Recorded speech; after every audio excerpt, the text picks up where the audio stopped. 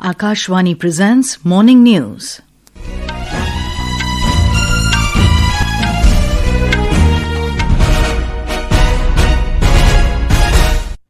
Good morning, I'm Sarabjit Kaur.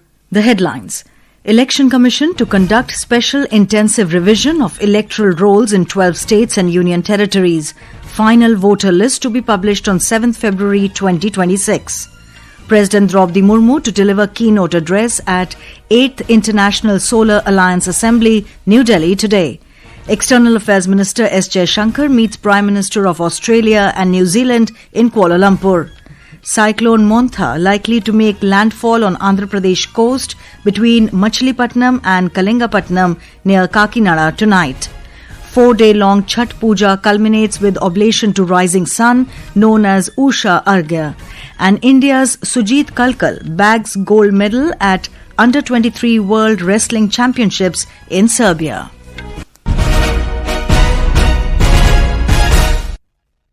And now the news in detail.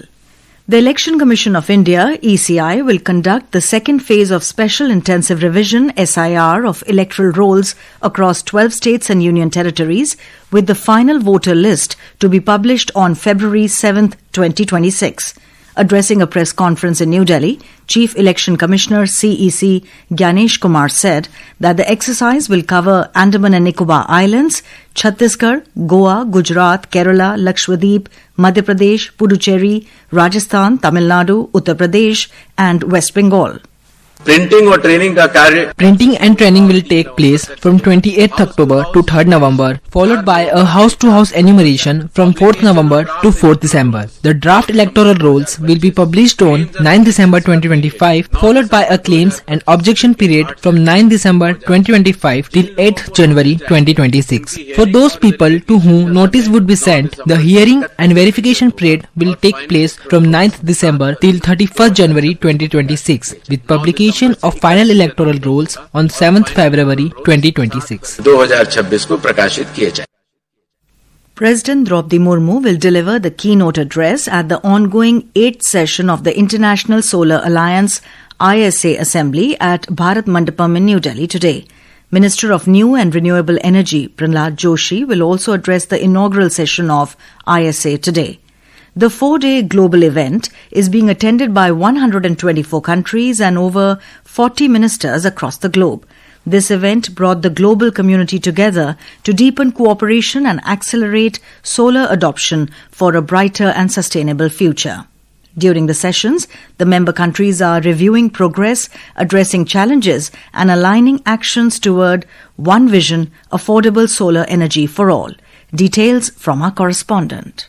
India has achieved 50% of its total installed electricity generation capacity from non-fossil fuel sources 5 years ago, ahead of its target of 2030. India is the third largest solar producer and the world's second largest market for renewable energy growth. More than 20 lakh households have already been benefiting from solar power on their rooftop under the PM Surya Ghar Muft Yojana. The International Solar Alliance is an international organization with 124 member and signatory countries. It works with governments to improve energy access and security worldwide and promote solar power as a sustainable transition to a carbon neutral future. It also promotes the use of solar energy in the agriculture, health, transport and power generation sector. With Rahisuddin Rihan, Cyclone Montha, Akashvani News, Delhi. External Affairs Minister S. Jaishankar held meetings with Australian Prime Minister Anthony Albanese and New Zealand Prime Minister Christopher Luxon in Kuala Lumpur yesterday. They had wide-ranging discussions on bilateral ties. In a social media post, External Affairs Minister welcomed the commitment of Prime Minister Luxon to advance India-New Zealand bilateral cooperation and nurture a free and open Indo-Pacific and said it was nice to meet Australia's Prime Minister Albanese. The cyclonic storm Montha is likely to intensify into a severe cyclonic storm today over the Bay of Bengal. According to India Meteorological Department, Montha is likely to make landfall on Andhra Pradesh coast between Machilipattnam and Kalingapatnam near Kakinada tonight. Red alert has been issued in Andhra Pradesh and Odisha, prompting evacuations and post-landfall preparedness. Prime Minister Narendra Modi spoke to Andhra Pradesh Chief Minister N. Chandrababu Naidu over the phone and inquired about the cyclone. Prime Minister promised all possible support to the state. Andhra Pradesh IT Minister Nara Lokesh has been asked to coordinate with the Prime Minister's office. Our Vijayawada correspondent reports that Andhra Pradesh is experiencing heavy rainfall due to the cyclone. Heavy rains and strong winds are already pounding Srikakulam, Vijayanagaram, Visakhapatnam, Anakapalli, East Godavari, Konasima, Kakinada, Krishna, Nellore and Prakasam districts. Wind speed of 90 to 110 km per hour are expected, with very heavy to extremely heavy rainfall likely across the coastal belt. Schools and colleges have been closed and most shops except for essential services remain shut. Several train and flight services have been cancelled. Fishermen have been warned to stay away from the sea. Chief Minister N. Chandrababu Naidu reviewed the situation and ordered full preparedness. Over 35,000 people have been shifted to relief camps stocked with essentials. NDRF, SDRF and special teams are standby for rescue operations. A public announcement system across 26 districts is issuing real-time alerts to public. Andhra Pradesh remains on high alert as Montha nears landfall tonight. Allu Murli, Akashvani News, Vijayawada. Our Chennai correspondent reports that Tamil Nadu is witnessing heavy rain under the influence of Cyclone Montha. The presence of dark clouds are bringing continuous rain since yesterday night in Chennai and surrounding areas. Places near Andhra have witnessed rains measuring from 10 to 12 centimeters in the past 24 hours. Schools have been closed in Chennai and Tiruvallur. As the Met Department has warned of squally weather with wind speed reaching 45 to 55 km per hour along Tamil Nadu and Puducherry coast, district administration have been alerted to prevent untoward incidents. The Chennai Corporation has said that all the 22 subways in the city have been cleared of water stagnation and fallen trees have been removed. Rain alert has also been issued to Theni, Tenkasi, Tirunelveli and Kanyakumari. The State Disaster Management Authority remains on high alert, monitoring water levels in lakes and reservoirs. Joy, Akashvani, Chennai. The Odisha government is taking adequate measures to tackle all eventualities arising from the severe cyclonic storm Montha. Chief Minister Mohan Charan Manji has convened an emergency meeting at Bhubaneswar today to review the situation in view of the severe cyclonic storm. Details from our correspondent.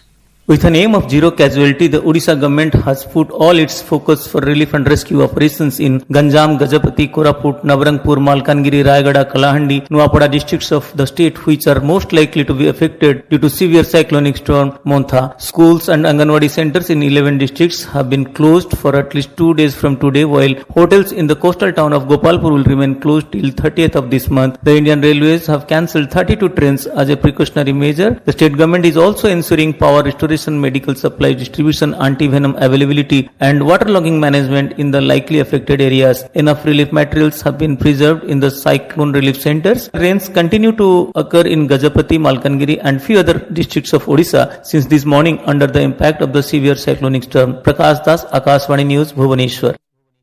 This is Akashvani giving you the news. For quick news updates round the clock, follow us on our X handle at AIR News Alerts. And for details of stories and more, log on to our website www.newsonair.gov.in and download News on AIR app. Welcome back. You're listening to the morning news.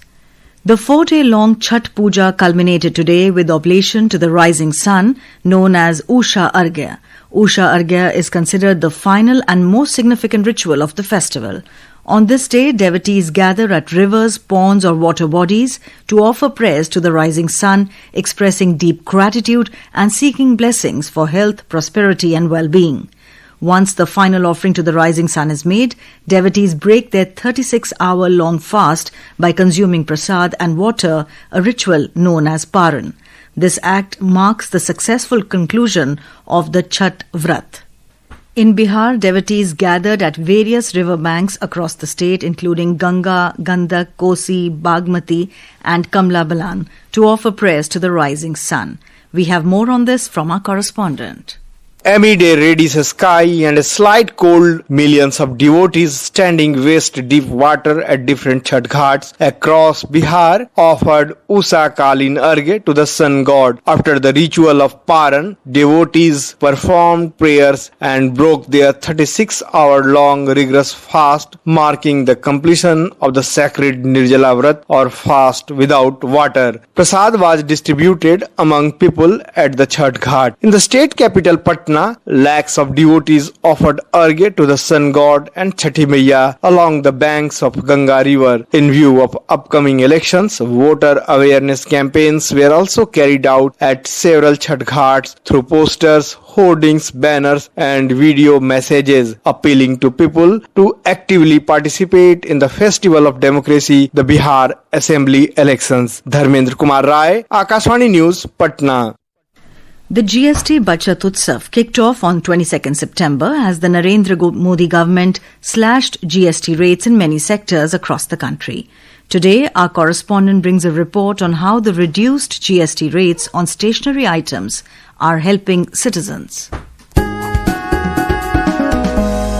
Under the next generation GST reforms, the government has provided significant relief for stationery items. As part of the new tax structure, pencils, sharpeners, crayons, exercise books, graph books, maps and charts have been made completely tax-free. These items earlier attracted a 12% GST. Similarly, erasers, which previously fell under the 5% tax slab, are now attracting 0% tax. The reforms have made essential stationery items more affordable, thereby reducing learning cost for students and boosting demand for domestic manufacturers. This step has also reduced out-of-pocket education expenses for families, encouraging higher school enrollment and supporting better learning outcomes. The GST reduction has not only made the learning tools cheaper, but has also further enhanced access to education across the country. Shivang Mishra, Akashvani News, Delhi. And now news from the world of sports.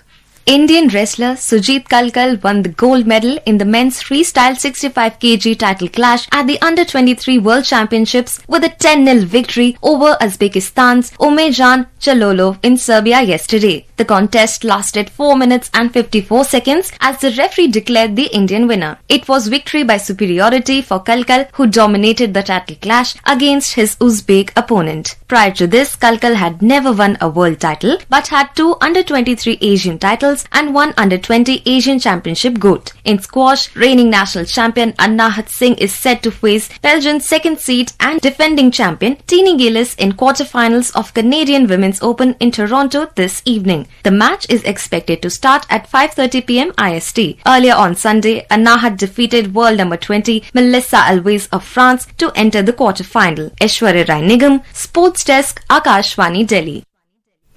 And now for a look at today's newspapers, it's over to Anita Anand. Thank you, Sarabjit. Most newspapers today open with a mammoth pan-India exercise. The Hindustan Times says SIR 2.0 announced in 12 states and UTs, final rolls on Feb 7. Reporting about the East Asia Summit, the Indian Express writes, energy trade principles are applied selectively. Jaishankar swipe at US. The Pioneer notes, from conflict to connection. India-China direct flights hit skies again. The Times of India notices SC mounts compensation for wrongful conviction. The Tribune writes, to plug safety gaps, DGCA orders tamper-proof ATC logbooks. With all indicators up, economy humming on, GST 2.0 festival boom, mentions the Hindu business line. And finally, with a shift in trend, Business Standard headlines, a first surge in passive MF folios steals a march on active equity. And with that, it's back to you, Sarabjit. Thank you, Anita. And now, before we end the bulletin, the headlines once again. Election Commission to conduct special intensive revision of electoral rolls in 12 states and union territories. Final voter list to be published on 7th February 2026. President Droupadi Murmu to deliver keynote address at 8th International Solar Alliance Assembly in New Delhi today. External Affairs Minister S. Jaishankar meets Prime Ministers of Australia and New Zealand in Kuala Lumpur. Cyclone Montha likely to make landfall on Andhra Pradesh coast between Machilipattnam and Kalingapatnam near Kakinada tonight. 4-day-long Chhath Puja culminates with oblation to rising sun known as Usha Arghya, and India's Sujeet Kalkal bags gold medal at Under-23 World Wrestling Championships in Serbia. And with that, we end the morning news.